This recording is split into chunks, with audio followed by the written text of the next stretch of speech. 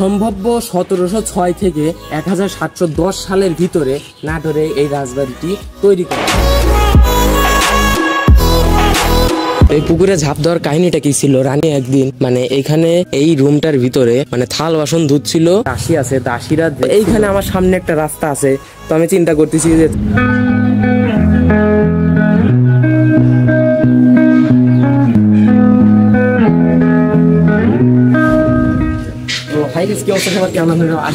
বেশি ভালো আছে। আজকে আমি নিয়ে আসছি নাটোরের বঙ্গজল রাজবাড়িতে, তো চলেন ভিডিও শুরু করা যাক।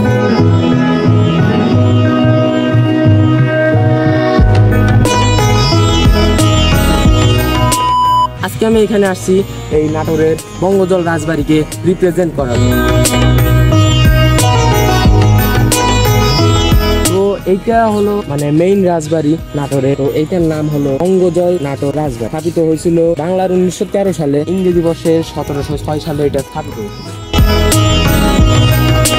আপনারা কিভাবে এখানে আসতে পারেন? প্রথমে নাটোর শহরে আসবে, যে কোনো জায়গা থেকে সরাসরি রিক্সায় বা অটো রিক্সায় আপনারা আসতে পারবে। ভাড়াটা মানে সময় অনুযায়ী, যদি যে এখন ঈদের সিজন হয় একটু বেশি নেবে।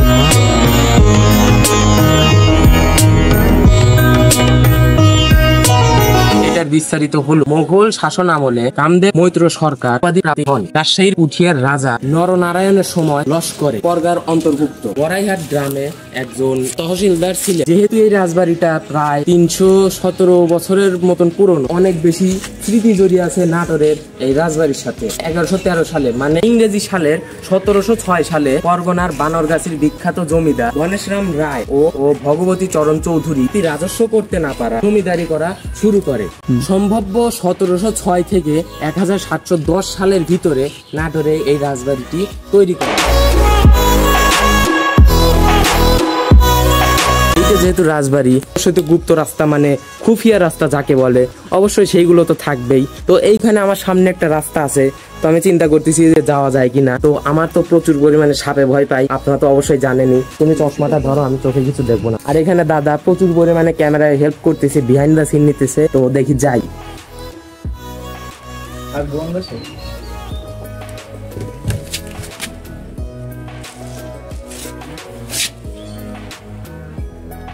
বাবা ই ভাই, দুনিয়ার বড় এখন রয়েছে, ওই যে তোমার হলো মেলা বড় একটা গর্ত রয়েছে। এটা হলো আমার জীবনের ফার্স্ট একটা রিপ্রেজেন্ট ভিডিও। হয়তো বা অনেক মানে বেশি ভালো করতে পারতেছি না, স্ক্রিপ্ট দেখে দেখে বলা এগুলো তো আর মুখস্থ করা সম্ভব না। মানে স্ক্রিপ্ট দেখে দেখে বলা, অনেক কিছু ভুল ত্রুটি হতে পারে, অনেক কিছু মিস যেতে পারে, সমস্যা নাই, কোনো একদিন ইমপ্রুভ হবে। আর এখন রাজবাড়িরই কিছু ভিডিও বানাচ্ছি আর মাঝে মাঝে কথা বলতেছি রাজবাড়ি সম্পর্কে, আপনাদেরকে কিছু মানে আমার খুব মানে অনেক দিনের স্বপ্ন যে রিপ্রেজেন্ট ভিডিও বানাবো বিভিন্ন জেলায় গিয়ে, বিভিন্ন জায়গায় গিয়ে। তো সেইটাই ধীরে ধীরে পূরণ করার চেষ্টা করতেছি। আর এখন রাজবাড়িটার বিষয়ে আরো কিছু তথ্য আপনাদেরকে দেওয়া।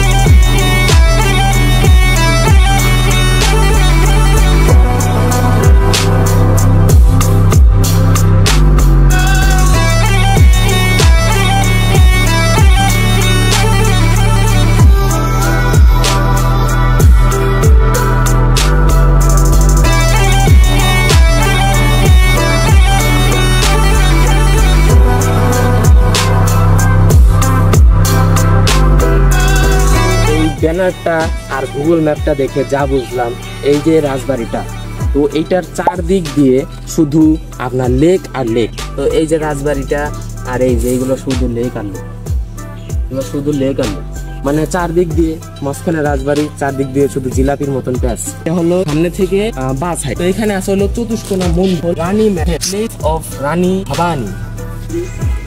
দেখা যাক মন্দিরের ভিতরে কি কি থাকে। পুরনো, ওই তো বললামই তো প্রায় 320 বছরেরও মানে ওই রকমই হবে আশেপাশে। যেমন সেই মানে এগুলো যেমন তেমনই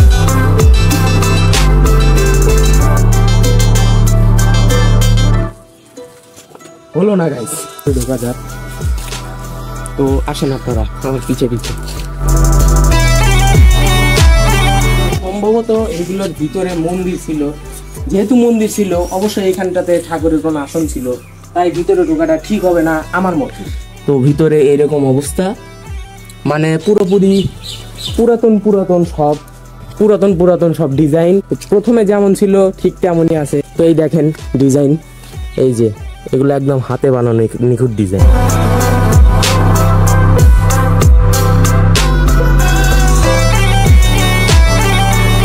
এটা আপনাদেরকে আমি দেখাইলাম চতুষ্কোণা মন্দির প্রত্নতত্ত্ব আধিপত্য সংস্কৃতি বিষয়ক মন্ত্রণালয় রানীর মহল, মানে এই রানী মহল এটাতেও প্রত্নতত্ত্ব অধিদপ্তর সংস্কৃতি বিষয়ক মন্ত্রণালয়। তো এটা ওই যে মহল টাইপের, এটা হয়তো বা মন্দির হবে না, দেখতে পাচ্ছেন সবই মন্দির।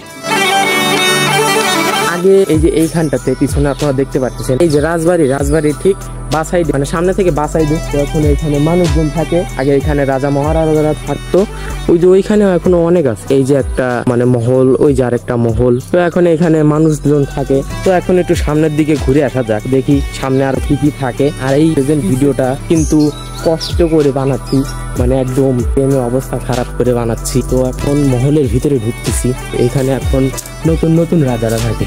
তো এই হলো মানে মহলের ভিতর দিয়ে যাচ্ছি, এখন কোন দিকে আমি নিজেও জানি না। এই যে দেখতেছেন কি পরিমাণ পুরাতন, এটা কি ইট নাকি কাঠ নাকি পাথর কিছুই তো বোঝা যায় না। ইট আর পাথর দিয়ে তো বানায় না, তাই না? ওরে রে এ কোথায় নিয়ে আসলা?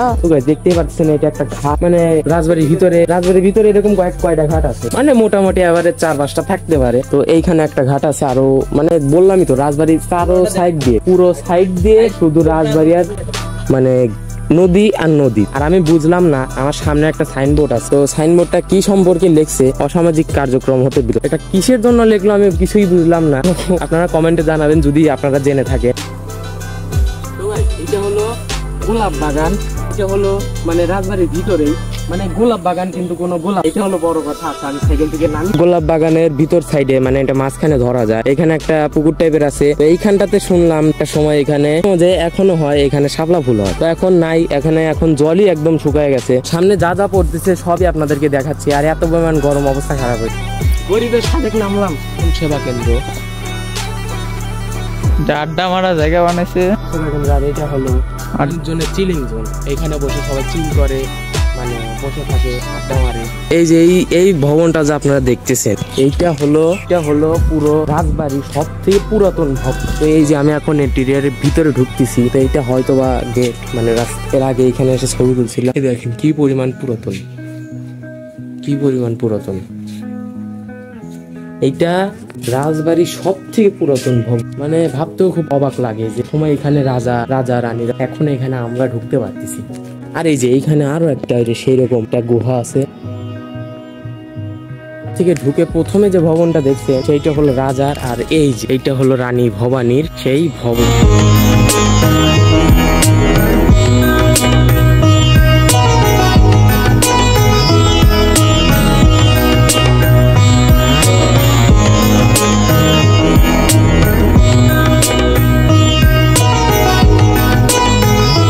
ওইখানে একটা কুয়া টাইপের কিছু আছে, তো আসেন আমরা গিয়ে দেখি। হলো একটা প্রাচীন ইন্দারা, মানে এই যে রাজমহলের এই পাশে একটা প্রাচীন ইন্দারা। এই ইন্দারা শব্দের অর্থটা কি সেটা আমি বুঝতে পারতেছি না, মানে এখানে ফাঁসি দেওয়া হতো নাকি এটা একটা কুয়া ছিল সেটা আমি বুঝতে পারতেছি না। মানুষ এত পরিমাণ খারাপ, এখানে এখন ময়লা আবর্জনা ফেলে রেখে। তো এখন আমি চিন্তা করতেছি ওই সব থেকে পুরাতন যে রাজবাড়িটা ছিল সেইটা আবার চলে আসছি। এই যে আপনারা বিহাইন্ড দ্য সিন দেখতেছেন, আবার চলে আসছি সেই পুরনো এই মানে মহলে দেখা যাচ্ছে। তুমি এসো না, তুমি বাইরের থেকে ছুটি নাও। যে সিঁড়ির ডিজাইনটা আপনারা দেখেন, মানে এইভাবে গিয়ে এইভাবে উঠছে।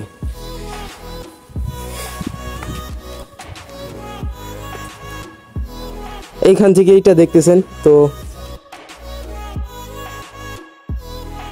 এই হলো ছাদের অবস্থা, একদম ভাঙাচোরা, দেখেন কিছুই নাই। তো ছাদ থেকে ঘুরে আসলাম, কিছুই নাই, শুধু ফুকো হয়ে গেল।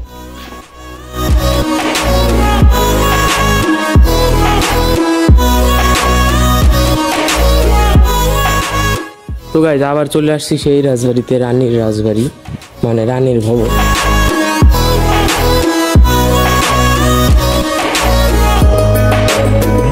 এইটা হলো রাজবাড়ির একদম পিছন সাইড, মানে এটা হলো রানী ভবানীর মহলের পিছন সাইড। এই যে একটা ড্রেনের রাস্তা, আর এইখানটাতে আরেকটা লেক। এটা হলো মন্দির, মানে এই যে ভবানীপুর মানে রানী ভবানীর ভবনের পিছনে এই যে মন্দির। আর এই যে এই পুকুরে ঝাঁপ দেওয়ার কাহিনীটা আমি শুনতে পারলাম।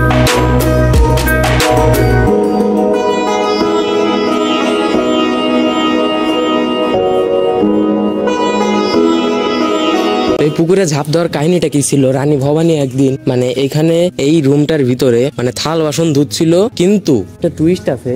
থাল বাসন ধোয়ার সময় তার যে দাসী আছে, দাসীরা দেখছিল যে তার 10টা হাত একসাথে মিলে থাল বাসন পরিষ্কার করতেছে। তখন সেই দাসী রাজাকে গিয়ে বলছিল। তারপরে রানী ভয় পায়ে এই পুকুরে ঝাঁপ দেয়, তারপরে একদম ভবানী। এইটা হলো কাহিনী। আমরা এখন মানে সামনে যে একটা গেট দেখতে পাই না, বড় বড় দুইটা গেট, এর ভিতর দিয়ে আমরা এখন যাচ্ছি হলো জেলখানার ভিতরে। মানে এখানে যারা একটু দাদুগি করতো তাদেরকে একদম ইনকাম। এই যে সামনে হলো জেলখানা। এখানে আমি ব্যানার দেখতে পাচ্ছি যে কাছারি বাড়ি, মানে আমাদের শাহজাদপুরে যে কাছারি বাড়ি আছে সেই নামটাই এইখানে আবার দেখা যায়। এটা জেলখানা, তাই না? দেখা যাক এর ভিতরে কিছু আছে নাকি। ওই যে জেলখানার আমি একটা গ্রিল দেখতে পাইছি মানে শুরু হয়ে। আর এই যে এইখানে লেখা আছে একটা সাইনবোর্ড, ছোট তরফের কাছারি বাড়ি। ছোট তরফের কাছারি বাড়ি। রাজা রামকৃষ্ণর মৃত্যুর পর নাটোরের রাজ বংশ ছোট তরফ ও বড় তরফ এই দুভাগে ভাগ হয়ে যায়।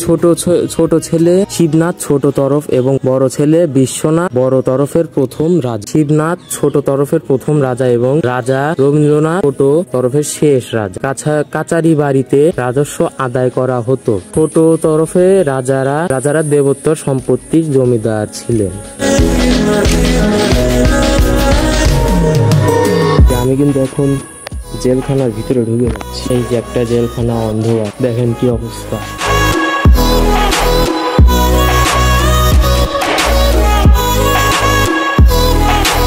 জেলখানাটা কিন্তু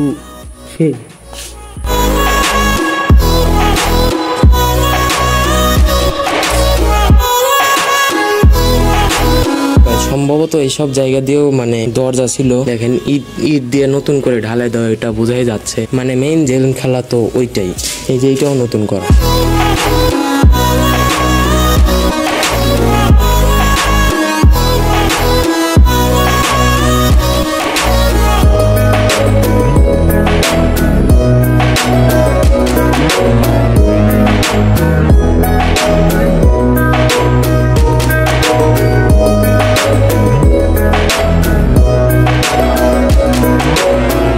ভুলা যাচ্ছে যে এটা কোন পুকুরের সামনে সেই কাহিনী।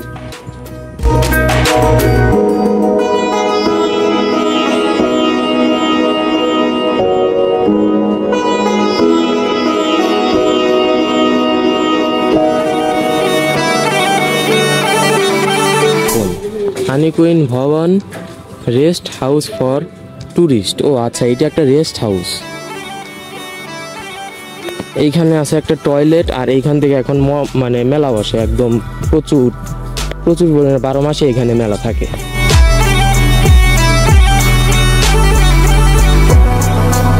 এই ভবনটা হলো রাজাদের সৈন্য, মানে সৈন্যরা এখানে থাকতো।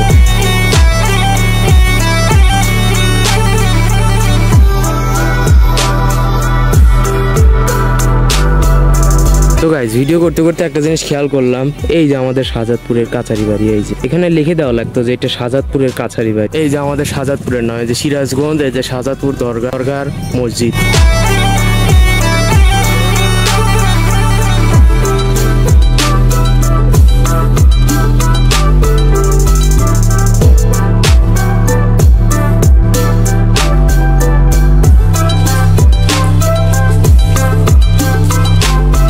তো এইটা হলো শ্রী শ্রী শ্যাম মন্দির।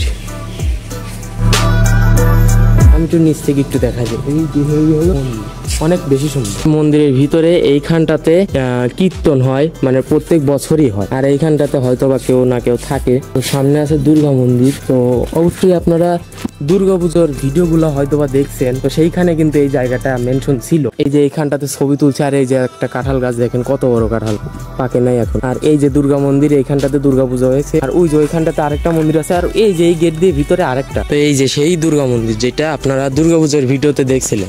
আর কিছুদিন পরেই কিন্তু দুর্গাপূজা, মানে আর 130 দিনের মতন আছে। আর 8-9 দিন পরে জগন্নাথ পুজোর রথ। ওই যে ভিতরে রথ দেখা যাচ্ছে। তো এই যে হলো রথ, এই যে রথ রেডি হচ্ছে।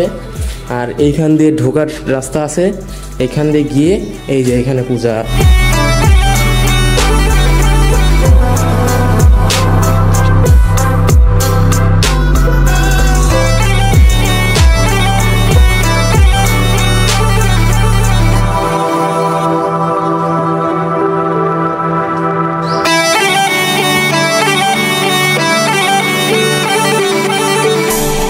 এইখানে হয়তোবা সারা বাংলাদেশের মধ্যে সব থেকে বড় কালী পুজো হয়, মানে অনেক বড় ঠাকুর হয়।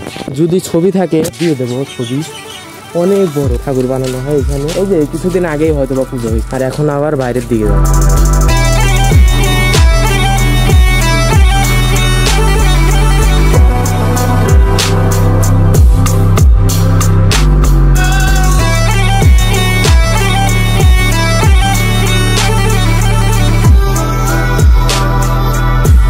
ঘুরে ফিরে শিব মন্দিরের ভিতরে ঢুকলাম, আর যে এখানে লোকনাথ বাবার মন্দির আছে, আর এইখানে হলো শিব মন্দির।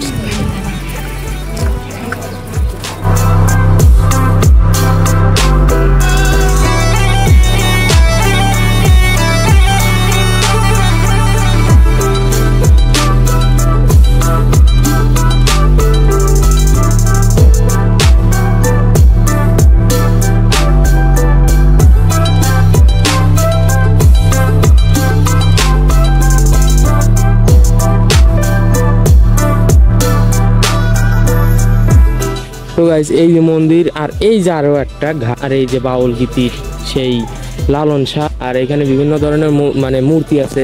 গণেশ ঠাকুর তো আপনাদেরকে দেখাইছে, আর ওই যে আমাদের হনুমান ঠাকুর, আর এই যে হলো মন্দির। তো গাইস, এই ছিল আজকের মানে বঙ্গজল রাজবাড়ি নিয়ে ভিডিও। তো আজকের ভিডিওটা এই পর্যন্তই। ভিডিওটা কেমন লাগলো অবশ্যই কমেন্টে জানাবেন, আর ভিডিওটা যদি ভালো লাগে থাকে তো অবশ্যই এই ভিডিওটাতে একটা লাইক দিয়ে দিবেন, আর চ্যানেলটাকে সাবস্ক্রাইব করে দিবেন। তো আজকের ভিডিও এই পর্যন্তই। তো টাটা।